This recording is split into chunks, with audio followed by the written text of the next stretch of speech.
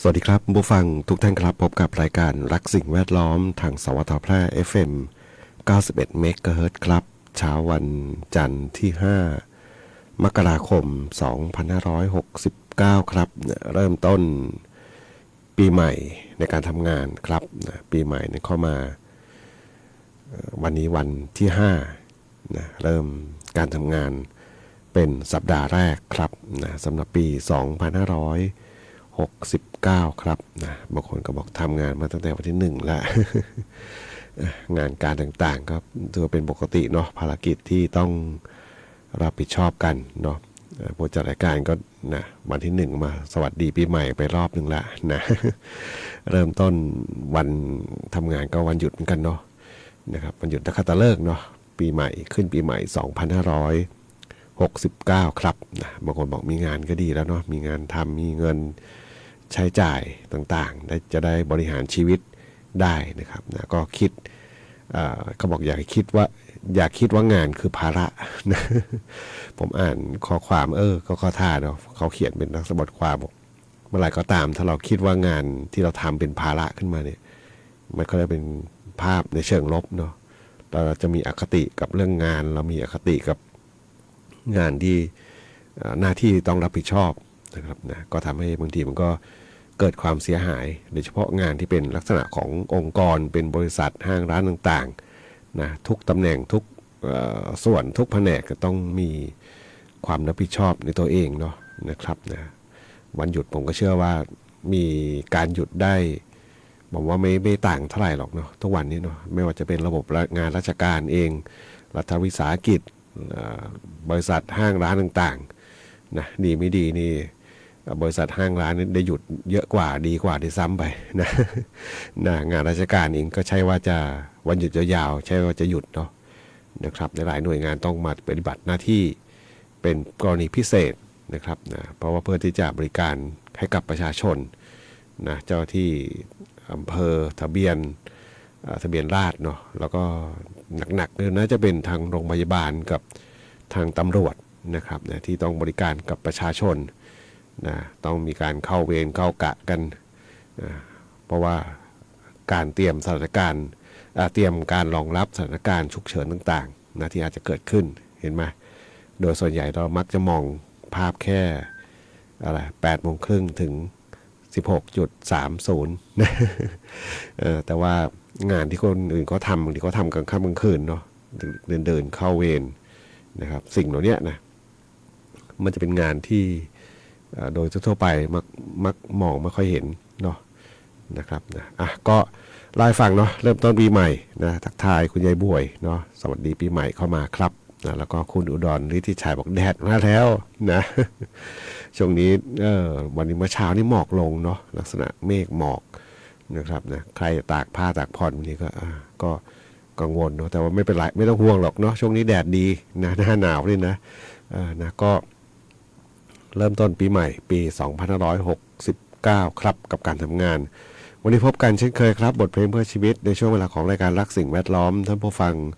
ที่ติดตามรับฟังอยู่ครับนะอยากจะฟังเพลงไหนอย่างไรก็พิมพ์คอมเมนต์ไว้ได้ครับกับช่วงเวลาของรายการรักสิ่งแวดล้อมทางสวทแพร่ FM 91 เมกะเฮิรตซ์ครับ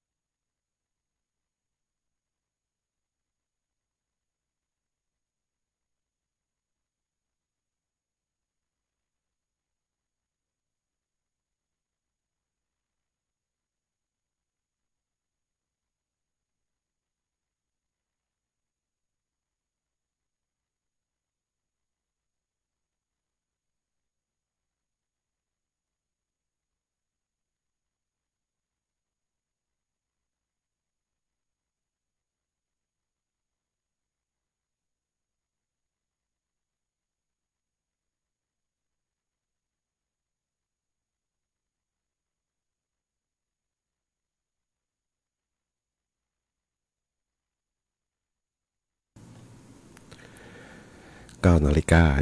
28 นาทีครับได้รับฟังผ่านไป 2 ผลงานเพลงครับ ผู้เฒ่านะของคาราบาวกับอีกเพลงหนึ่งของสิงห์พงษ์พันธ์บทเพลงคิดดีพูดดีทำดีนะชื่อเพลงก็คือ 3D นะที่เราใช้ชีวิตทุกวันเนี่ยเนาะถ้าเราเจอคนที่ได้แบบนี้นะสุดยอดเลยนะ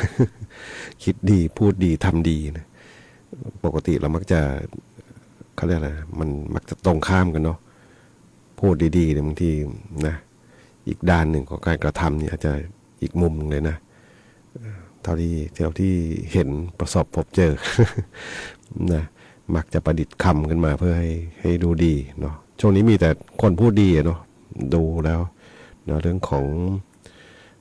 การเมืองนะครับนะก็หาเสียงกันเนาะนโยบายต่างๆนะครับนะอาจจะต้องบอกว่าเขาเรียกอะไรนะเห็นเยอะบางทีบางคนบอกผิดปกติไหมไม่ผิดปกติเพราะอะไรเพราะว่าจะมีเลือกตั้งท้องถิ่นด้วยเนาะท้องถิ่นวันที่เท่าไหร่11 มกราเนาะนะครับนะวันอาทิตย์ที่11 มกรานะครับนะแล้วก็อีกประมาณเดือนหนึ่งก็เลือกสสเนาะนะครับเพราะว่าในท้องถิ่นผู้จัดการเองเนี่ยมีอบตเนาะก็จะเห็นป้ายหาเสียงของผู้สมัครอยู่นะตั้งแต่ทางเข้าไปจนถึงบ้านเลยเยอะเนาะพอแต่หมู่บ้านแต่ละหมู่บ้านก็จะมีตัวแทนที่ลงสมัครอยู่นะครับนะก็มากหน้าหลายตานะป้ายเห็นแต่ว่าก็คุ้นหน้าคุ้นตาเนาะเพราะว่าอะไรเพราะว่าเป็นชุมชนเล็กๆเนาะก็จะคุ้นหน้าคุ้นตาอยู่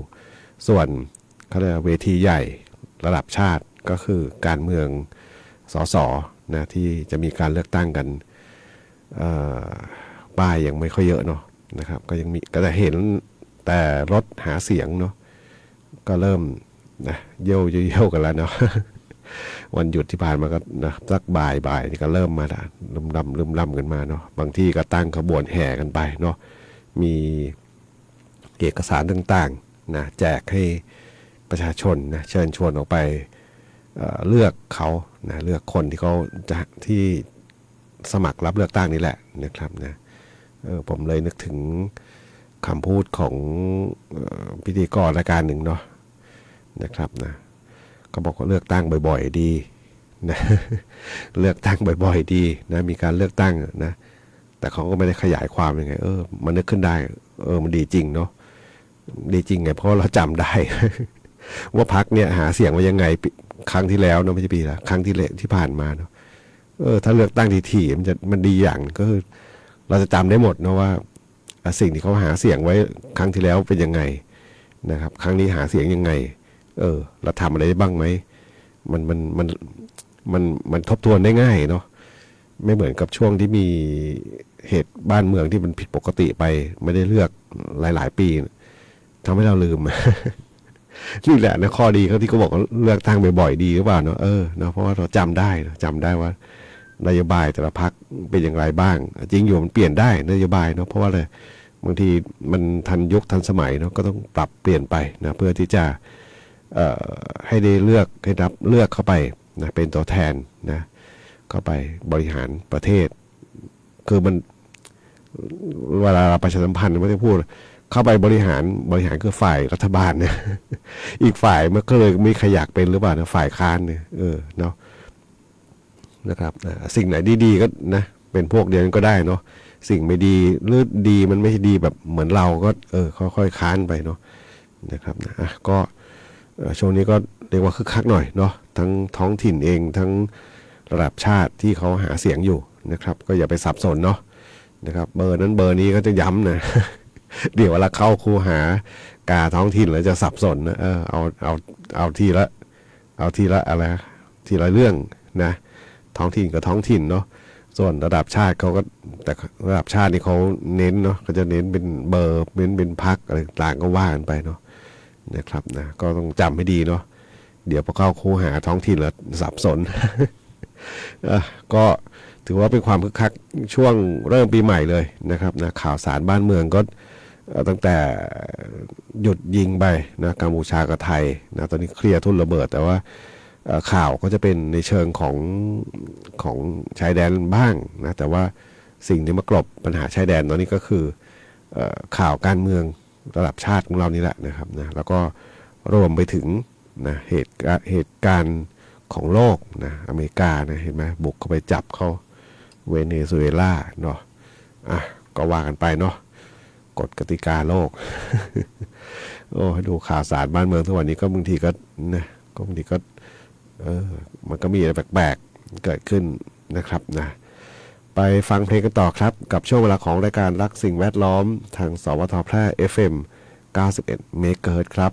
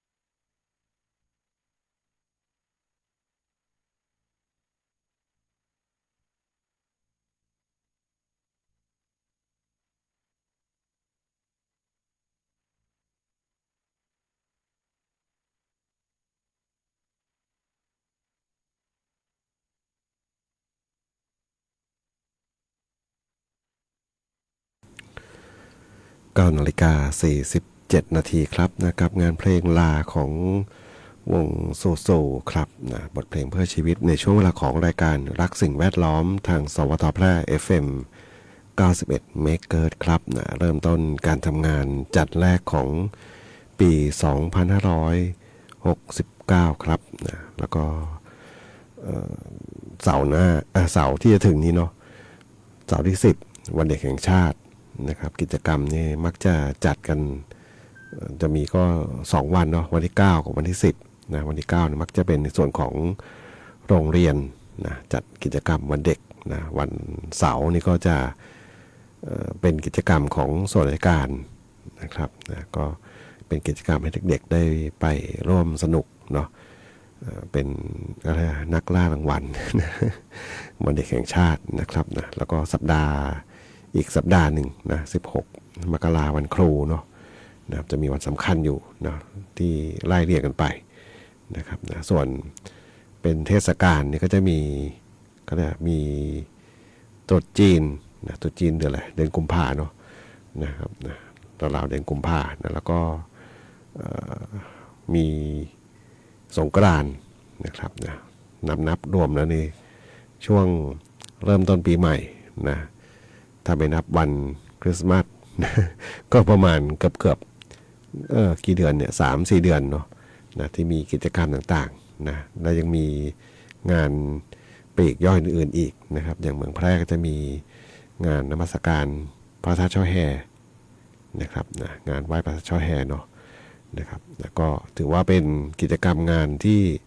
มีทั้งบุญมีทั้งความสนุกสนานเรื่องต่างๆปะปนกันอยู่นะครับแต่ว่าปีนี้นี่จะมีเรื่องของการเลือกตั้งเนาะมีทั้งท้องถิ่นมีทั้ง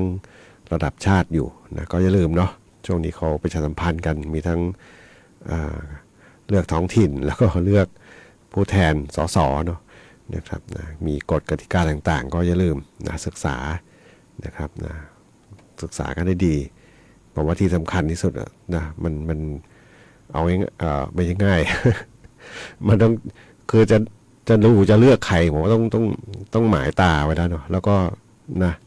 ไอ้วิธีต่างๆบอกว่ามันซึมซับไปในสมองนี่แหละเนาะเพราะตั้งแต่เลือกตั้งมากี่ปีก็จะเป็นลักษณะนี้นะเพียงแต่ว่าปัญหาใหญ่ๆผมว่าตอนเข้าคูหาจะจำได้ไหม นะนะครับนะก็น่าจะได้เนาะนะครับนะครับนะก็ถือว่าเป็นการเมืองที่เขาเรียกแต่เดิมเนี่ยมันเป็นสิทธิ์เฉยๆเนาะตอนหลังมันเป็นหน้าที่นะก็ต้องไปนะถ้าไม่ไปเสียสิทธิ์ทางการเมืองเนาะก็เรื่องของการเมืองกับปกครองในระบอบประชาธิปไตยนะครับมาพูดถึงเรื่องของอุบัติเหตุทางถนนนะครับนะปีนี้เขาบอกว่าอุบัติเหตุเนี่ยมันลดลงนะครับนะอุบัติเหตุลดลงสถิติต่างๆเนี่ยจริงๆปีนี้ผมไม่ค่อยได้ติดตามเท่าไหร่นะเพราะว่ามันจะว่าไปได้จัดรายการมาจะว่าไปตั้งหลายปีเนาะจะพอ20 ปีบางทีก็แต่ละปีก็นะจะมีการรวบรวมสถิติมีเขาเรียกนะมีถอดบทเรียนต่างๆนะครับนะแต่ที่ผมสนใจก็คือเรื่องของเทคโนโลยีนะครับนะเพราะว่ารถยนต์รุ่นใหม่ๆเนี่ยนะเอารถยนต์รุ่นใหม่ๆเนาะไม่ว่าจะเป็นรถไฟฟ้ารถไฮบริดหรือว่าเป็นปลั๊กอินไฮบริดหรือแม้แต่เครื่องยนต์สันดาปแต่ว่าเป็นรุ่นใหม่ๆขึ้นมาเนี่ยสักน่าจะ10 ปีให้หลังมันเนี่ยนะเทคโนโลยีต่างมันทันสมัยขึ้นนะครับมีระบบเบรกอัตโนมัติที่กรณีที่มีคันข้างหน้าเขาเบรกกระทันหันนะมันจะมีตัวระบบเซ็นเซอร์ถ้าคนใช้รถไม่ไปอะไรนะไม่ตัดระบบมันออกเนาะหรือว่าไม่ไปแก้ไขแล้วมันผิดพลาดเนี่ยทุกวันนี้รถยนต์ผมว่าทุกยี่ห้อจะมีเทคโนโลยีที่ค่อนข้างที่จะทันสมัยนะครับมีระบบนำทางมีระบบที่เขาเรียกนะดึงพวงมาลัยกลับกรณีออกนอกช่องจราจรนะครับนะซึ่งทั้งหมดทั้งมวลเนี่ยผมว่ามันช่วยได้เยอะนะครับนะเพราะว่าดูจากข้อมูลอุบัติเหตุทั้งหลายต่างๆเนี่ยเขาบอกมันลดลงเนาะแล้วก็เท่าที่เคย เคยเห็นเคยอ่านข้อมูลต่างๆนะระบบเทคโนโลยีที่ทันสมัยเนี่ยมันช่วยได้เยอะจริงๆเนาะนะครับนะช่วยเซฟไม่ให้เกิดอุบัติเหตุเนี่ยได้มากนะครับนะเพียงแต่ว่ากรณีที่อาจจะเมาสุราเนาะเมาสุราไปขับขี่อย่างวันเสาร์ที่ผ่านมาเนี่ยนะเห็นอยู่เห็นด้วยตัวเองเลยนะว่านะคนเมาแล้วพฤติกรรมมันเสี่ยงสูงนี่แหละเนาะนะครับนะขี่จักรยานแบบนะไปเปมา นะเกือบจะตัดหน้าเนาะดีโชคดีตรงที่ว่ารถยังค่อยๆไม่ได้ไปเร็วเนาะนะครับนะหรือแม้แต่พฤติกรรมขี่รถที่มันฉวัดเฉวียนย้อนสอนเขาเนาะคงด้วยอารมณ์ของคึกขนองแล้วก็เมาเนาะโชคดีที่ว่ารถเขายังกดแต่กันสนั่นหวั่นไหวหมด นะพฤติกรรมแปลกๆนี่นะนี่แหละคนเมาแล้วก็ออกไปขับขี่รถเนาะนะครับไม่รู้ว่าเจออุบัติเหตุไหมนะ หมายช่วงที่เห็นนี่ยังไม่เกิดอุบัติเหตุนะเนาะแต่ว่าหลังจากนั้นไม่รู้นะพอขับขี่ผ่านมาแล้วเนาะก็คิดอยู่เหมือนกันนะไม่น่าเลยนะเห็นแล้วเขาไม่น่าทำแบบนั้นนะมันอันตรายเนาะยิ่งเป็นช่วงกลางคืนการมองเห็นมันจะไม่ค่อยดีเนาะที่เขาบอกทัศนวิสัยไม่ดีนะทั้งรถยนต์เองทั้งบางทีก็นี่แหละเนาะบางทีรถที่มีพฤติกรรมแบบนี้นะไปทำให้เกิดอุบัติเหตุแล้วก็รถคันที่เขาต้องเดินทางไกลๆนะมาเจอแบบนี้นะถ้าไปเฉี่ยวไปชนเขาที่เสียเวลาเนาะถึงแม้จะมีประกันชั้น1ชั้นก็ตามเถอะเนาะนะครับมันเสียเวลาในการที่จะต้องมาแก้ปัญหากันนะครับก็นับว่าเริ่มจะผ่านไปได้ด้วยดีเนาะเรื่องของปีใหม่ปี2569ครับมาถึงช่วงท้ายรายการครับนะเรื่องของช่วงนี้นะครับนะสภาพอากาศในบ้านเรานะครับนะก็อากาศค่อนข้างที่จะหนาวเย็นลงมานะครับนะก็ดูแลสุขภาพร่างกายกันนะท่านผู้ฟังที่ติดตามรับฟังอยู่ครับนะฟังรายการเมื่อเย็นวานเนาะแต่ว่าเป็นการโทรศัพท์เข้าไปพูดคุยในรายการของรายการสัญจรปลอดภัยของวิทยุแห่งประเทศไทยเขาบอกว่าอากาศมันร้อนกลางวันกลางคืนหนาวจริงเนาะกลางวันอย่างเช่นช่วงบ่ายเนี่ยมันจะร้อนเนาะอากาศค่อนข้างร้อนอุณหภูมิขยับไปถึงเกือบ30องศาเนาะแต่พอช่วงกลางคืนเนี่ยมันเย็นลงมาเร็วนะครับนี่แหละเป็นสัญญาณว่าอาจจะทำให้เราเจ็บป่วยได้ง่ายนะครับโดยเฉพาะคนที่เป็นภูมิแพ้คนที่ร่างกายอ่อนแอเนาะแล้วก็ฝุ่นก็เริ่มมีมาบ้างแล้วเนาะนะครับดังนั้นก็ต้องดูแลสุขภาพร่างกายกันนะครับภาคเหนือนะพยากรณ์อากาศเช้าวันพรุ่งนี้เนี่ยภาคเหนืออากาศเย็นถึงหนาวมีหมอกในตอนเช้าอุณหภูมิต่ำสุดอยู่ที่14ถึง17องศาเซนเซียสครับนะสูงสุดอยู่ที่29ถึง31องศาเซนเซียสนะเห็นไหมเนี่ยเนาะต่างกันเยอะเลยนะ อุณหภูมิเย็นกับร้อนเนี่ยมันค่อนข้างต่างกันนะครับนะฉะนั้นเนี่ยต้องดูแลสุขภาพร่างกายนะสำหรับตัวฟังที่ติดตามรับฟังอยู่ครับวันนี้รายการทักสิ่งแวดล้อมทางสวทแพร่ FM 91 เมกะเฮิรตซ์คงต้องนำรายการท่านผู้ฟังไปก่อนพบกันใหม่ในวันพรุ่งนี้ขอความสุขความโชคดีจงมีแต่คุณผู้ฟังทุกท่านสวัสดีครับ